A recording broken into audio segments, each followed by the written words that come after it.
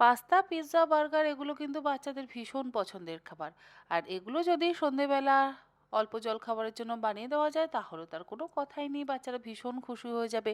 ঘরোয়া কিছু উপকরণ দিয়ে আজকে আমি পিৎজাটা বানিয়ে দেখাচ্ছি। এর মধ্যে আমি নিয়েছি ১ কাপ পরিমাণে আটা, হাফ কাপ ময়দা, সামান্য একটু লবণ, অল্প একটু তেল, মানে ময়ানের জন্য যেটুকু তেল লাগে সেটুকু তেল, আর অল্প অল্প পরিমাণে জল দিয়ে যেরকমভাবে রুটি বা পরোটার জন্য ডো তৈরি করা হয় না, ঠিক সেরকমভাবে ডোটাকে তৈরি করে নেবো। ময়দাটা কিন্তু আপনারা চাইলে স্কিপও করতে পারেন, শুধু আটা দিয়েও কিন্তু এটা করতে পারেন। আর ডোটা নর্মাল রুটি বা পরোটার মতন মাখলেই হবে। ডোটা মাখা হয়ে যাওয়ার পর এর থেকে একটু বড় বড় সাইজে লেচি কেটে নিতে হবে।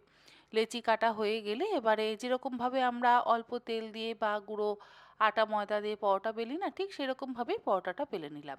তারপরে মাঝখানে দিয়ে দিলাম একটা চিজ স্লাইস, আর দিচ্ছি অল্প একটু রসুন পাউডার, আর দেবো অল্প একটু অরিগ্যানো। এবারে আমি এই পরোটাটাকে ফোল্ড করে নেব।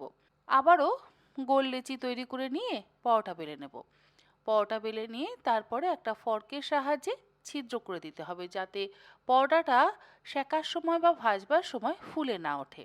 পরোটাটা বেলে নেওয়া হয়ে যাবার পর এবারে আমি তাওয়াতে দিয়ে দেব। আর তাওয়াতে অল্প একটু ঘি ব্রাশ করে নিয়েছি। ঘিটা ব্রাশ করে নিয়ে এবারে উল্টে পাল্টে আমি পরোটাটা সেঁকে নিচ্ছি। খুব বেশি তেল দিয়ে পরোটা সেঁকবার কিন্তু কোনো প্রয়োজন নেই। দুপিঠ হালকা করে সেঁকা হয়ে যাওয়ার পর এবারে ওই পরোটার মধ্যে অল্প একটু তেল দিয়ে তার মধ্যে দিয়ে দিলাম অল্প একটু কাশ্মীরি লঙ্কার গুঁড়ো, একটু অরিগ্যানো, আর দিলাম একটু রসুন পাউডার। এবারে এটাকে আবারও একসাথে ভালো করে মিশিয়ে আমি পুরো পরোটার ওপরে লাগিয়ে দিচ্ছি। তারপরে একে একে দিয়ে দিচ্ছি মোজরেলা চিজ, প্রসেস চিজ আমার কাছে আছে চিজ স্লাইস।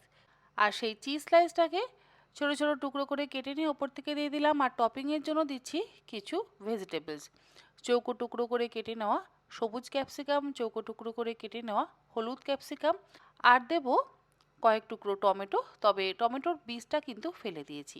আর দিচ্ছি কয়েক টুকরো পেঁয়াজ, অল্প একটু অরিগ্যানো, অল্প একটু চিলি ফ্লেক্স। চিলি ফ্লেক্সটা আপনারা পরিমাণ মতন বুঝে দেবেন।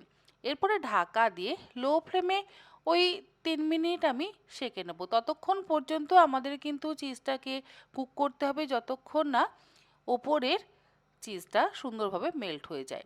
চিজ মেল্ট হয়ে গেলে এবারে কেটে সার্ভ করুন, দেখবেন বাচ্চারা ভীষণ খুশি হবে। আর দেখে কিন্তু বোঝার উপায় নেই যে এটা দোকানের পিৎজা নয়, একদম পাতলা থিন ক্রাস্ট পিৎজা কিন্তু খুব সহজে ঘরে অল্প উপকরণে তৈরি হয়ে গেল।